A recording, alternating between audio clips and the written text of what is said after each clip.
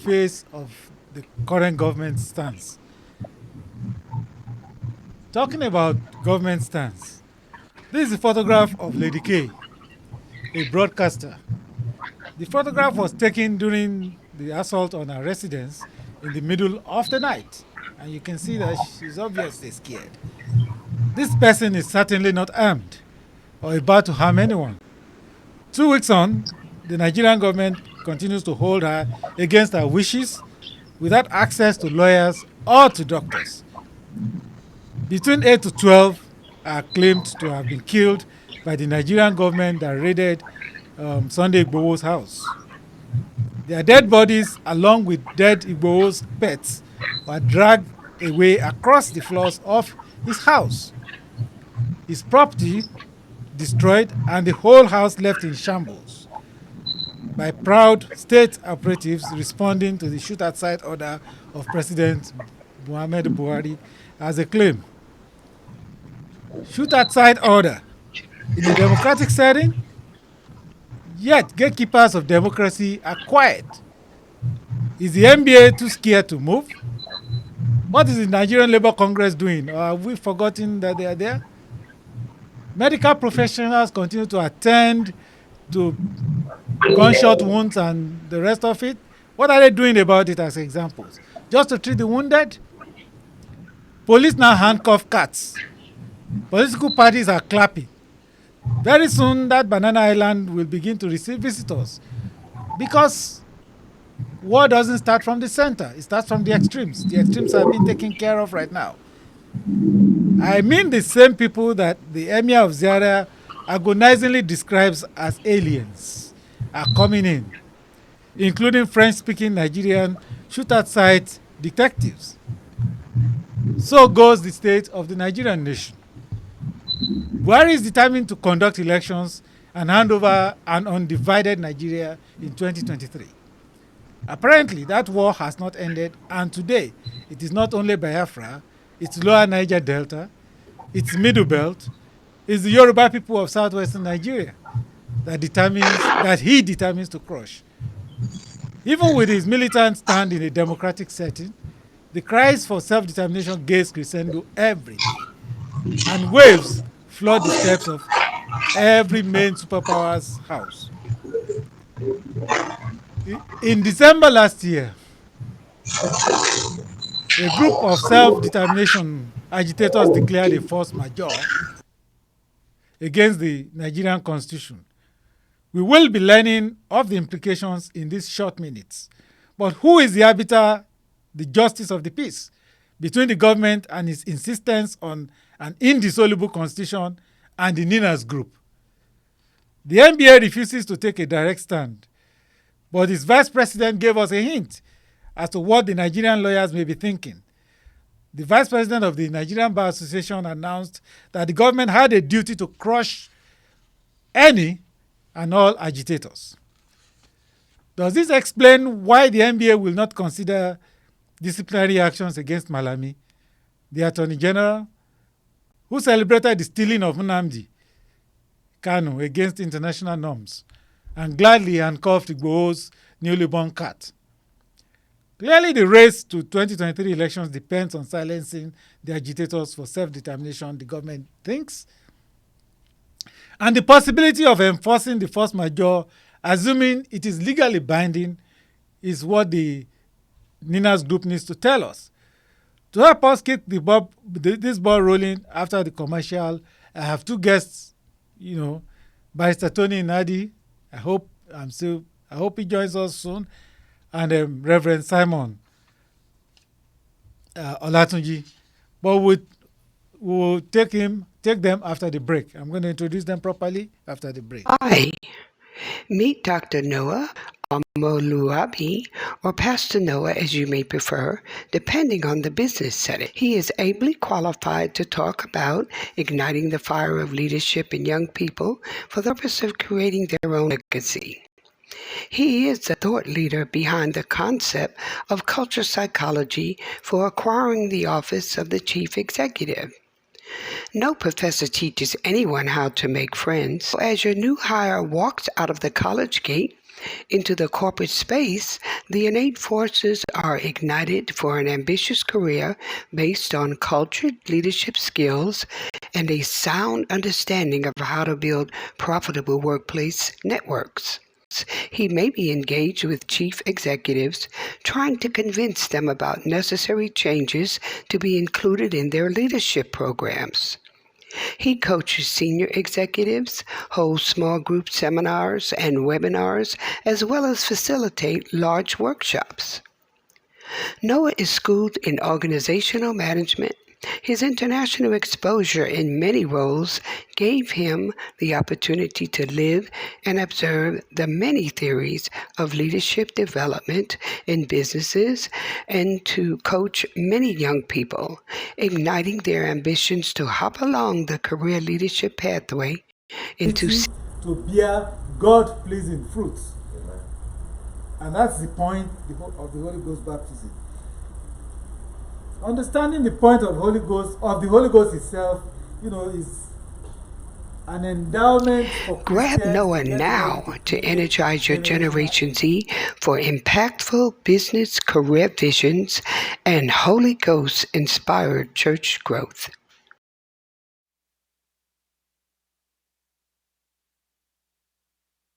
Hi everyone. Um, Let us introduce Dr. Simon Olatunji while we await while we wait for Barrister Nadi. He's trying to connect. We'll have him by the grace of God very soon. Um, Reverend Simon Olatunji is an evangelist and a life coach. He's the pastor of a church currently in Dallas, but he's been the director of media services for the Baptist Convention. Okay, he's handled the media campaign for many years. Now he currently volunteers for the Yoruba Nation as the director of media services for the Yoruba Global Directorate, the shadow Yoruba government. Please help me welcome Reverend Simon Olatunji. We will continue, and then once Barrister Nadi joins us, we'll bring him on and introduce him as well. But Reverend Simon, when the masses are prevented from massing together, democracy automatically is cancelled. We have moved into autocracy, and in our case, a military dictatorship. Is it correct to suggest that swearing in 2023 is the tape, like athletes caught the tape? Are the agitators in a race for time against the government? What do you think?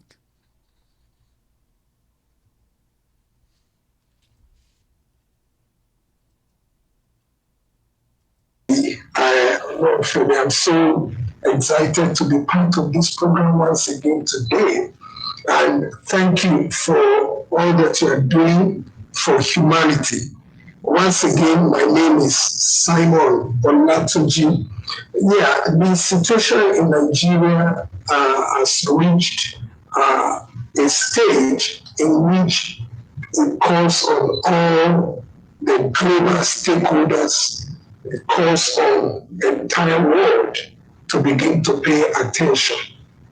Right now, every instrument of democracy has been violated, completely violated. And that is what brought about the concept of the constitutional force majeure. Let me start by, first of all, defining what the force majeure is. The force majeure is a common clause, it's an instrument of the law, usually used in democracy, especially when something that binds a union together, the law, the system, the structure, the agreement that binds a union together is automatically rendered null and void because maybe one party or the other of the union is in violation or there is a state of loss of control or lack of control that have made one party of the union unable to obey the provision of the law or fulfill the obligation under the law. Such conditions like war,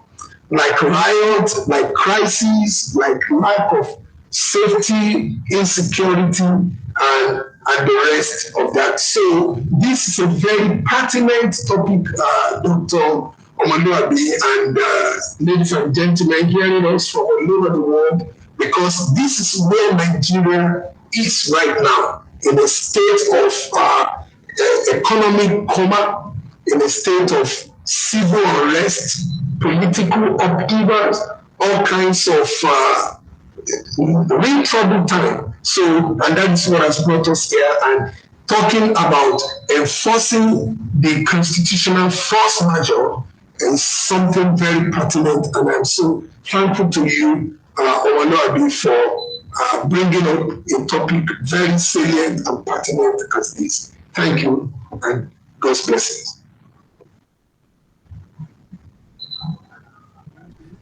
Oh, thank you, sir. So, and we are going to continue with you because the force majeure itself, when we look at the declaration, it was asking the government to respond, to do something, you know, to the situation or to the protest or the what was bothering the agitators. It was in December. It was like a plea for them to say something, for the government to do something, and we've had the Senate go out with constitutional reform and review committee going all around the country. Is that not a form of response? After all, the Senate is part of the government. Why is the agitation going on the way it is going? Why does it continue the way it is going on? Yes, sir. You see, thank you so very much. The issues the agitators laid before the world and before the federal government of Nigeria is quite clear. The issues of security in Nigeria, ladies and gentlemen, is already laid out and open to the global community. The issue of terrorism, the Fulani herdsmen on the one hand, Boko Haram on the other hand, governmental terrorism on the other hand. I am adding governmental terrorism because most people are not talking about that. The government have turned itself to terrorists. The government of Muhammadu Buhari have, proven beyond doubt that it is employing the instrument of terror, because under democracy, don't forget that people have the right to express their opinion. There is the liberty, there is the freedom for expression. Like, for instance, when you started today's broadcast, sir, you pointed our attention to the fact of a lady by the name Lady K, who is a broadcaster. She's a broadcaster. She's not harmed. She was arrested because she was using her phone. For crying out loud, everybody uses phone. Everybody uses phone, and everybody under the law reserves the right to use the phone and to speak. She was broadcasting at that point, and she was trying to report. For instance, in the United States of America, where I live, the police can be in operation and I can step right there and start recording them. I have the liberty to record what is going on, to broadcast it to the world. The world reserves the right to know. So the government of Nigeria has added itself to the list of terrorists against the masses, against the people. So right now, why the agitators insist on, enforcing this force. Of course, we are not really enforcing the force majeure right now. We are enforcing the concomitant effect of the force majeure, because the force majeure itself has been deployed. The force majeure has given liberty to all the parties, for instance, all the alliances to do whatever they wish by force majeure. The meaning, like I described the other time, is when a union is no more working, the United Nations recognizes the rights of any member of the union by the reason of the union no more working, by the reason of sabotage, by the reason of some prevalent situation like epidemic, like crime, like all forms of liability, not regarded as act of God. These things are not act of God. They have been unleashing of, bloodbath, declaring Nigeria almost like a war theater and killings every day, and the government has failed, number one, to respond to the killings as adequate. Number two, to respond to the cry of the masses. And number three, to bring the perpetrators of those crimes to book. Now, they are now going after people who are crying that they are terrorizing us. You spare the terrorizers or the terrorists. You are going after the people that are crying. So Simon Olatunji is adding Nigerian current government, the government of President Muhammadu Buhari, as one of the suspected terrorist government against humanity for crimes committed so far. Thank you, sir. So I believe very strongly that that is why the agitation is louder and louder by the day. Thank you, sir. Yeah, but the question still remains because there are other parties that should be in this system and in the process that we are not hearing from. The guardians of our democracy should probably be lawyers, and they seem to be quiet, particularly with the violence against Sunday Igboho that we had the last time. Mr. Adebayo Sunday, we thank you for your comment. Well, exactly what Reverend Simon was saying, the union is not working. But we have this challenge of, okay, is it just a few people who see this union as not working? Or why are the people who should be guarding the democracy quiet? Why are they silent? The politicians are happy. They seem to be happy with what Buhari is doing and pushing them towards the elections. They've been preparing for years, for maybe the past 4 8 years for the next elections. So are we in this race? All of these bystanders, the lawyers, the Labour Congress, the civil society, are we comfortable, waiting and preparing for 2023, or should somebody be saying something?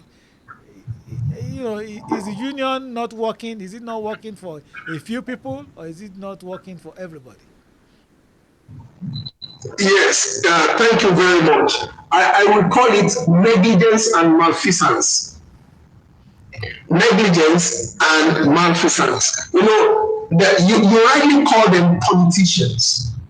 Nigerian politicians have benefited from the decline of the nation.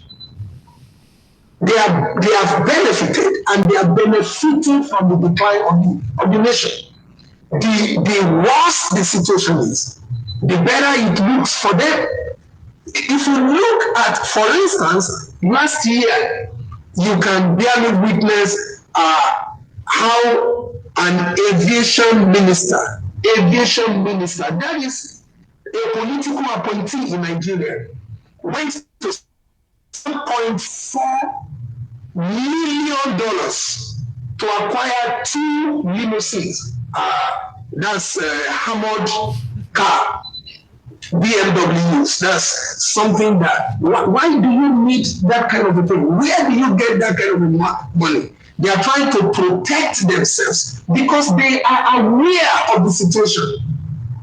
Everybody is aware of the enormity, of the seriousness of insecurity in the nation. So that is why they are now dressed in armored coats. All of them. They live possibly in armored homes. They drive armored cars around because they are aware, but they have failed to take responsibility and to act as adequate because they are benefiting from the system. And as a matter of fact, I want to tell you, gentlemen and ladies, that most Nigerian politicians today have been quieted by the corrupt leadership, by the corrupt government of uh, President Muhammadu Buhari, who is already a despot, who is a dictator, and who is a very, very self-considered leader. Thank you very much. I hope we are still live. Yes, we are. We are still live. And we'll come back live right after this break. I thank you, Mrs. Or I don't know whether it's Mr. Olamilekan Zobo. We'll take your contribution right after the break, and then we'll continue from there. Thank you. This cultural center is definitely a bridge that is going to allow everyone, because I don't want to say both cultures, because we are one. Yeah. We just have been separated through time and space, but now we are bringing back ourselves. We are being called. It's like the return, you know. This is the return, the reckoning, you know. So African Americans and Africans together, coming together on this Yoruba Center platform is what we need at this time. And this organization offers 9 solid programs. We offer the language school, we offer the Arts and Heritage Museum, we offer the theater, talking drum and dance program, we offer the youth scholarship that provides scholarship to college students who are leaving high school, who have gained admission. We have the community program for families. We have the health and wellness program. All of these programs, we have the youth program. I don't want to forget that, because the youth are the future. You and I, we are the youth. So if there's anyone out there who falls in the demographic of young parents who have young children like we do, we need you to come join us, Africans and African Americans alike. Let us build a strong youth movement that has its foundation on something that we can actually we can actually count on, which is our culture and our heritage. So we invite you to come to the Yoruba Cultural Center. Of course, book a tour to come to the museum. Welcome back, everybody. Yeah, we'll continue with our discussion. I'm sure we are still waiting for Barrister Tony Nadi to join us. He's still, struggling. We are still struggling with the technology to get him in. But while he was, I have some chat questions here that we will try to, you know, take a little bit and review as well together.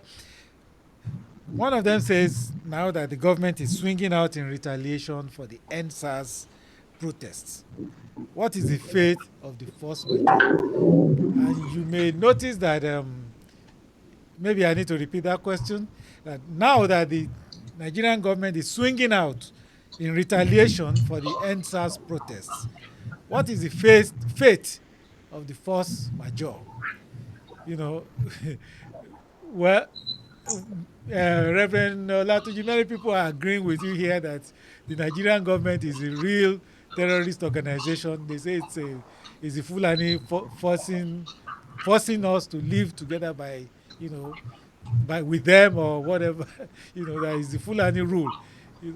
They are just forcing us to live together. But and that goes on to the question that I have here. The NSAS protest ended up with the Lekki toll gate, which is a business interest of Mr. Ahmed Tinubu.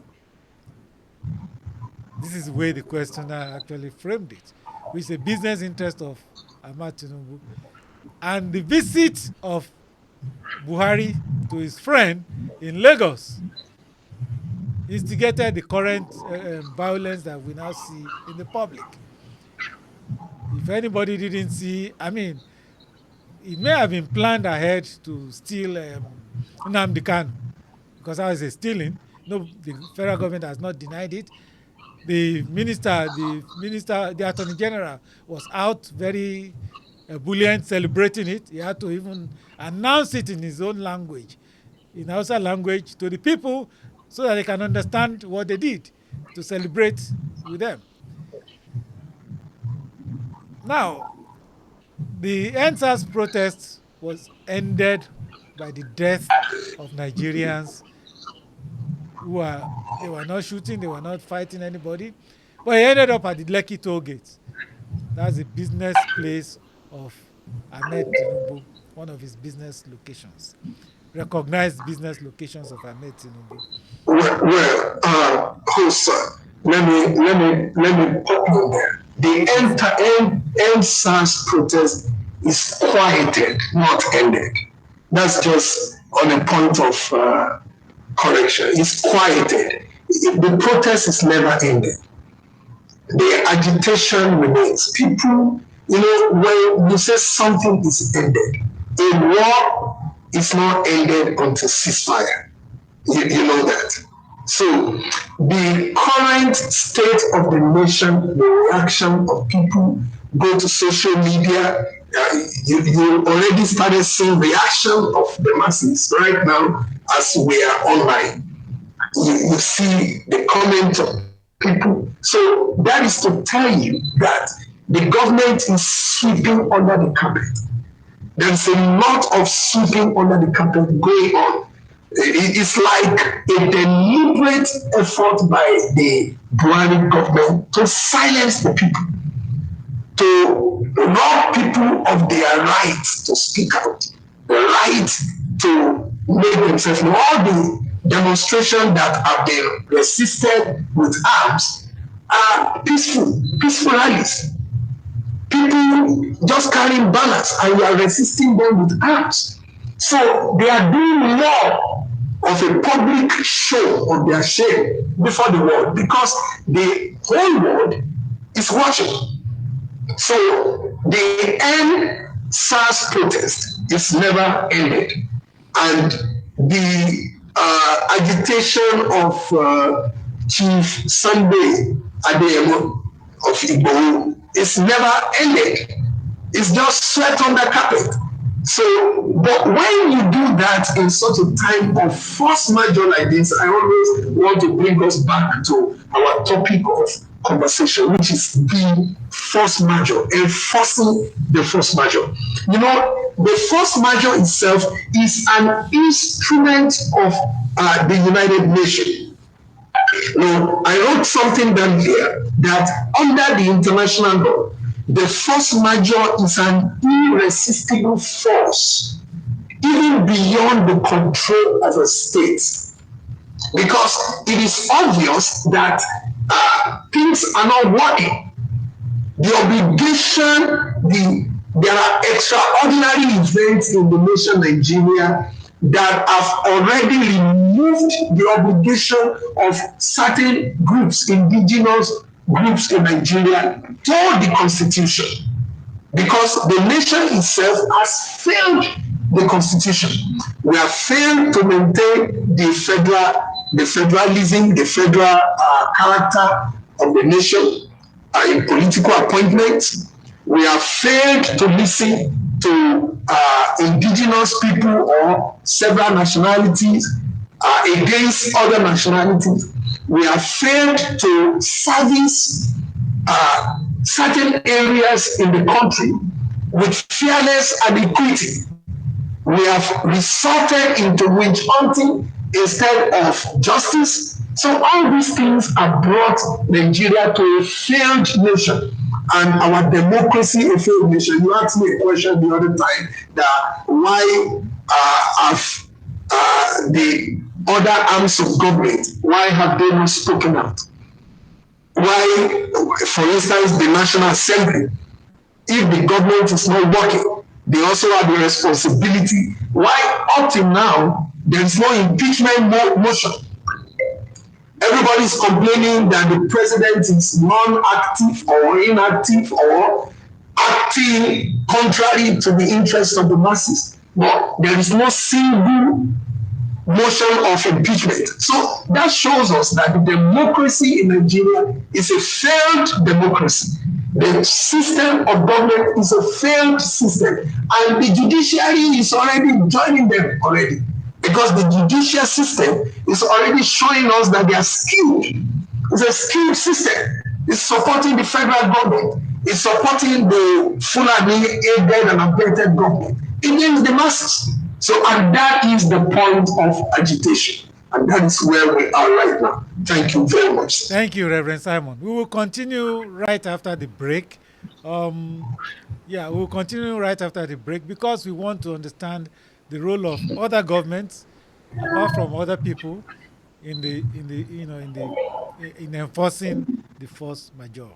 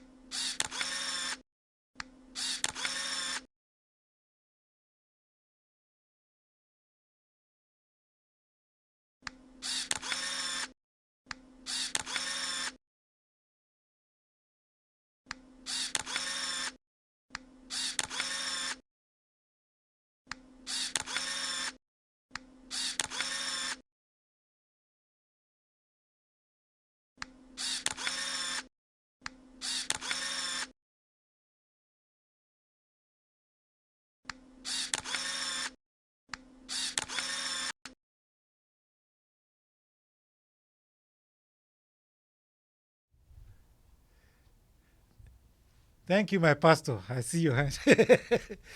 Not you, Pastor Simon, the pastor of my own church. Thank you. Um, yes, part of the questions that came up on the chat while just before break and while we're on break was, we can't do this alone. What how are we impressing it on foreign governments? We are protesting, yes.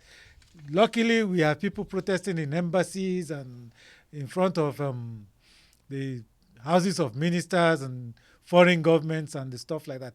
But have we made our campaigns to point towards the interest of these foreign governments, that if they are not threatened or they don't see any gain in liberating Nigeria, why should they care? Why is that all these nations, when they are going to intervene in any political situation in any country everywhere in the world, they have to put the interest of their citizens at heart. What do all these foreign governments have to gain, supposing they intervene in the Nigerian situation? Everybody says, scatter Nigeria now, break it now, do this now, whatever people are saying. The point is, the force majeure is definitely an instrument of the United Nations, but even the United Nations cannot be forced to act without all, many of these major superpowers, particularly those ones that carry vetoes. You cannot do much without them actually getting involved. And we don't want a Syria, we don't want an Afghanistan in Nigeria. And I understand that is why a lot of the agitation movement is always emphasizing the peaceful move. So how are we responding to that? What is in the interest of foreign governments, of foreign nations, in ensuring that this peaceful transition, of different self-determination groups actually materialize eventually? Can you help me in there, because you are there at the forefront? Yes, thank you very much. Right now, our voices are being, heard in different corners. I am a member of the Justice and Restoration Commission of the United Kingdom. I'm a member of International Committee on Nigeria. I'm a member of some other bodies that are acting and are very, very active in the forefront of this, trying to represent the interests of the people and make sure that fairness, justice, equity is the case all over the world, because injustice anywhere is a threat to justice everywhere.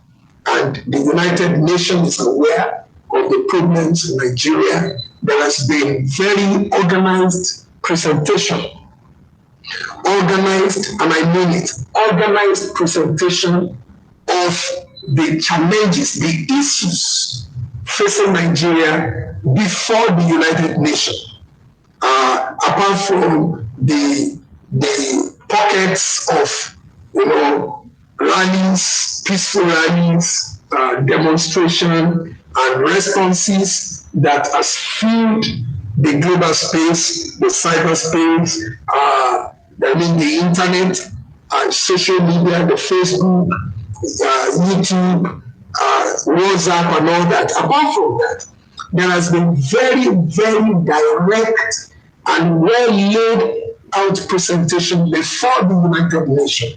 And there is ongoing discussion, which I'm also part of, with the Congressional Committee of the United States of America. There are other very important, levels of discussion that is ongoing as far as this is concerned. What I will say is that, there is a limit to which interference is possible during democracy. I want you to know that Nigeria is a democracy, except we are tired of what is going on in our country and we make a public cry. For instance, what do I mean by public cry? Right now, like I mentioned the other time, the Senate, Nigerian Senate, the House of Assembly, they have not, you know, initiated any discussion. Right now, the United Nations are watching and waiting for the instrument of government that have been set up and empowered by Nigerians to talk to these issues. There is no present issuance or moving of any motion of impeachment. So, and you want the United Nations, you want the United States to come and interfere in a democracy, a democratically elected government.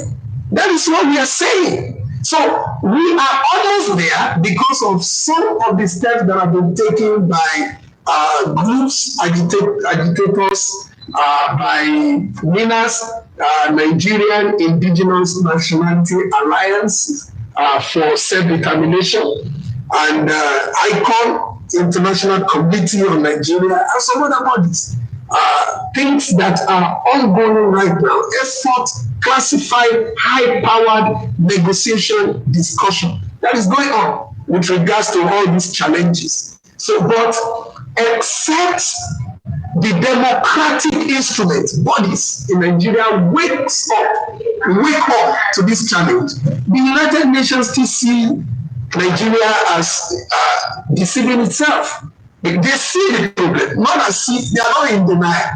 They cannot deny that the problem is there, but we are a democracy. Which brings me to the problem, to the question I've been asking, and which one of the commentators is asking also is, about the lawyers and the judiciary, who are the people that maintain actually a democracy. When the civil system is working, the democracy is running. But it appears that the lawyers, Mr. Skay Idris, to your question, it's one of the points we started this discussion with. It appears that the lawyers, the Nigerian Bar Association, and the lawyers, even the judges, are complacent with what is going on. I don't know whether they have not seen people being macheted on the streets or in their villages, or they just pretend as if they have not been touched, But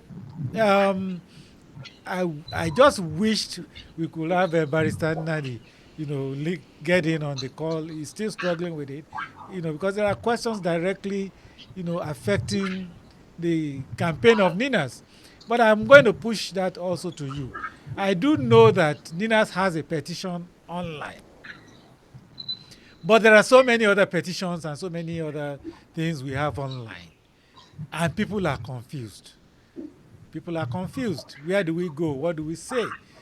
It's a democratic action to go and feel. I agree with the organizers, and everybody. It's a democratic action that can convince, I mean, it's a body like the United Nations when the chips are down, when it's time to discuss. But where do people go and find the one that is genuine? And that is the word with Nigerians. Where is it safe? Where is it the one that is the correct place to go? I have another questioner asking me that, a lot of that the campaign has not reached to the professional class of people as well. But let us handle the issue of where do people go? Where is it safe to go? And be sure that you are actually, democratically, petitioning the United Nations. Thank you very much. You see, I will say winners, because the Yoruba Nation Global Directorate, other bodies are working hand in hand with Minas. Minas is not an indigenous entity. Are you following this, sir? What I Yes, want sir. you to know is that Minas is the alliance. The meaning of Minas, by the way, is Nigeria Alliance. I mean, Nigeria Indigenous Nationality Alliance for Self-Determination. What does this mean? Minas has become the embodiment, a body representing over the period of 21 years. They have worked assiduously collecting data, collecting, historical data, and of course, trying to interact with government of United Nations.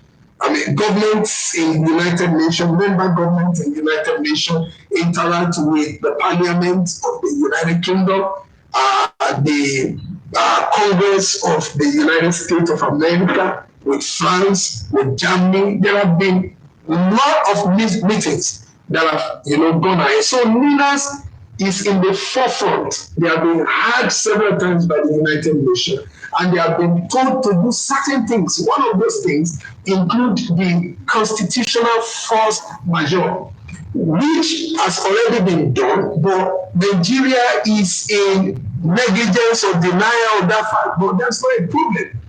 The issue of petition, the ongoing petition, is the United Nations needs to be convinced that great majority of Nigerians are saying we want cessation of the union. So that is why it is important for every Nigerian, whether you are northern Nigeria, north central Nigeria, western, southwestern, eastern, wherever you are from in Nigeria, and wherever you are in the world as a Nigerian, you don't have to be in Nigeria. But if you are in diaspora, you are qualified as long as you are a Nigerian and you are above the age of 18.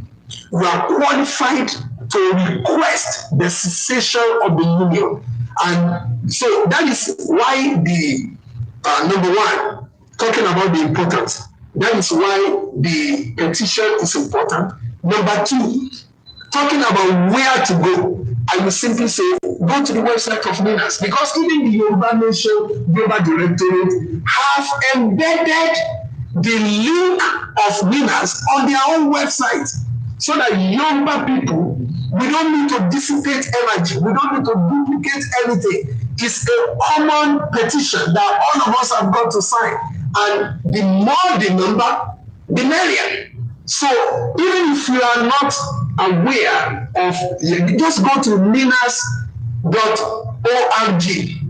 and you will find the petition, or go to Google, petition Google for Minas petition, and it will come up, and you can just click in it, you will see it will take you to Minas website, or you go to Yoruba Nation Global Directory.org and /Minas, and then you'll be there. So we are looking for people all over the world to say to the United Nations that Nigerian democracy is a failed democracy. Nigeria government is a failed government, and that is what we do when we sign the petition. Thank you. Thank you, sir. So, well, right after the break, Mr. Victor Fakile will take your comment. Ms. Jamila will also, round up your comment, and Ms. Ayola will take your comment. Well, right after this break, when we come back. Hi. Meet Dr. Noah Amoluabi, or Pastor Noah as you may prefer, depending on the business setting. He is ably qualified to talk about igniting the fire of leadership in young people for the purpose of creating their own legacy. He is the thought leader behind the concept of culture psychology for acquiring the office of the chief executive. No professor teaches anyone how to make friends. As your new hire walks out of the college gate into the corporate space, the innate forces are ignited for an ambitious career based on cultured leadership skills and a sound understanding of how to build profitable workplace networks. He may be engaged with chief executives, trying to convince them about necessary changes to be included in their leadership programs. He coaches senior executives, holds small group seminars and webinars, as well as facilitate large workshops. Noah is schooled in organizational management. His international exposure in many roles gave him the opportunity to live and observe the many theories of leadership development in businesses and to coach many young people, igniting their ambitions to hop along the career leadership pathway into To bear God-pleasing fruits. And that's the point of the Holy Ghost baptism. Understanding the point of the Holy Ghost itself, is an endowment for Grab Christians Noah to get now ready to create energize your generational Generation Z for impactful business career visions and Holy Ghost inspired church growth. Yeah, thank you all and welcome back. I hope you've been enjoying the program so far. It's been a wonderful, past 45 minutes of a chat. Unfortunately, it's been turned into an interview of Reverend Simon, which was not the plan. But hopefully next time, Barrister Nadi will be here with us and we can dwell more into depth about the force majeure and the way forward and for the future. We have learned that it is very important for us to go all and find the petition, sign the petition. It doesn't matter, which part of the country you are from, so long as you are interested in self-determination for your people, you should go in there. It's something that is accessible to everybody and to the United Nations to see what's going on, who wants out of this first union, like your people are saying, with the Fulani domination and stuff like that. Do something, go to the website and express your own opinion and let people know that you are in fact not interested. The numbers count. The numbers count. That's why you talk about democracy. What we have right now, from everything we see, is a military dictatorship. Of course, a general in there, and the generals continue to run Nigeria as it is. But it's not just that. It has the cooperation of the arms of government and arms of society that should ensure democracy, like the Nigerian Bar Association, the doctors, the pharmacists, the lawyers themselves. You the politicians around you. You can talk to them. If whether they have they come in armored cars or not, they still live among the people. Buhari said that very clearly. All of these governors and all of these local government chairmen are your people. They live with you. You can, let them know where things are going with you. Essentially, if you do not say something or, you think it doesn't concern you, it will eventually hit you. Like we've said, somebody commented, war does not come right into the center of the city. It starts from the periphery and it goes right in. So if somebody is staying in Banana Island, he thinks, it's not going to touch him. People have to cross the bridge before they get there. They will eventually cross that bridge.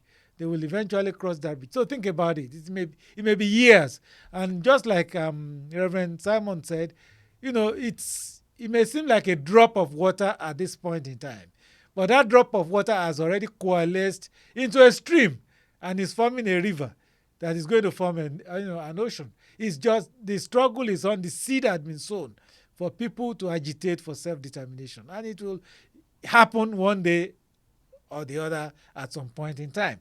You can expect it to happen eventually.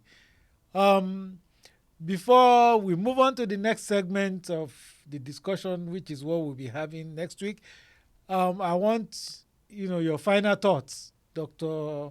Simon. Thank you so much. Thank you, DSC Radio also. I thank you for hosting us, and in particular for all you do, Dr. Noah Manuabi. We celebrate you. Now, I want us to know that the purpose of the force majeure and the implication of the force majeure is to render the constitution of Nigeria inoperative or inoperative by unleashing the force majeure, because the masses have already, served the federal government the force majeure and given the ultimatum of 124 days to respond and make statement, which I already told you how they have treated it with non-compliance and avoidance. However, under international law, the force majeure is irresistible. The people are bringing the constitution under question. And as long as the federal government has failed to respond to the queries of the people, it's democracy. It's not military. We are not under military government, it's democratic government. The people instituted this leadership. The people gave power and authority to the leaders, and they have been brought to account, but they have failed to respond. So all the arrests, all the ongoing arrests and threats by the federal government is actually illegal. It's illegal. Holding Lady K, the broadcaster, and other people, members of the family of Chisando Adeyemo, in custody against their wish is illegal, because under which constitution are they being held?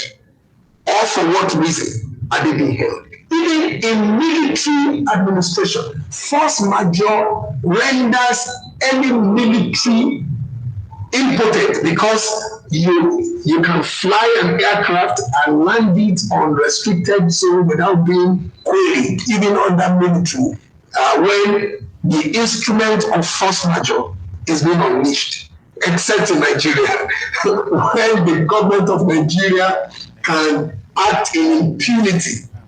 But ladies and gentlemen, I want Nigerians to seek out more.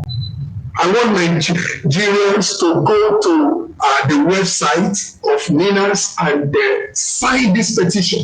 Regardless of whether you are Yoruba, you are Hausa, you are Igbo, you are Ibibio, you are Efi, you are Robo, or whatever you are, the Calabaris, every Nigerian to visit the NINAS, NINAS.org. That's the website. Go and sign the petition. Forward the petition to other people. Let them sign it. If you can, you can also go on social media. Say something. Let it be overt. Let it be loud. Let every Nigerian say something. You don't have to be in elective offices. Thank you, sir. You don't have to be a politician. Thank you very much. Thank you, sir. It's been wonderful having you. It's been a great one. It's been a great day. We thank you for being there for us at all times, and we thank you for all the work that you are doing. We thank you so much. All our people who have been Thank you, sending sir. questions through the chat, we thank you for your contributions. Next week, we will be looking at this topic. Is Awo's regent here? Undoubtedly, Yoruba people have been looking for a leader, somebody to lead them ahead with the struggle and the situation that they find themselves in. You cannot deny how they, looked towards Obasanjo, looked towards even Tinubu when he first appeared on the scene. Over the years, they've been looking for a prince to replace Awu. I've, in the past 2 weeks, I've had met young men, doctors and lawyers and engineers, even in the United States, young people under the age of 30 years. They've been asking me, who is this Awu, even, to start with? Why is it everything about Awu? Well, next week we will be breaking it down, why it is about Awu and moving on from Awu. So who should the Yorubas be listening to right now? It's very clear the table is tilted towards either Tinubu or Professor Banji Akintoye. Those are the leaders that people are, looking at towards for the time being. Whether you like it or not, even Professor Akintoye said if you were to nominate, because he's not a politician, if you were to nominate a politician to be president of Yoruba people today, he will not hesitate to nominate Tinubu. But even if he did that, will the Yoruba people accept that? Tinubu had been there and he has demonstrated the capacity or ability to move and to work and to make things happen. When he appeared on the scene in Lagos and took over Lagos State, it transformed the state, which you cannot deny it. And the progress being made even in Lagos State right now is building on, whatever he did in the place. But people have their, options and opinion and, distrust for the way he has run his race, the way he continues to run his politics. People have distrust about his finances and stuff like that. All of this we will discuss next week on this program. Who should the Yoruba people be listening to? Professor Banji Akintoye has made it very clear he's not a politician. But for this movement right now, he's going to lead the Yoruba people, just like out of this bondage that they are in, just like Moses led the people led the Israelites out of Egypt and then handed them over to Joshua. So he's looking at, fighting this war to wherever it takes. Who should the Yoruba people be listening to right now?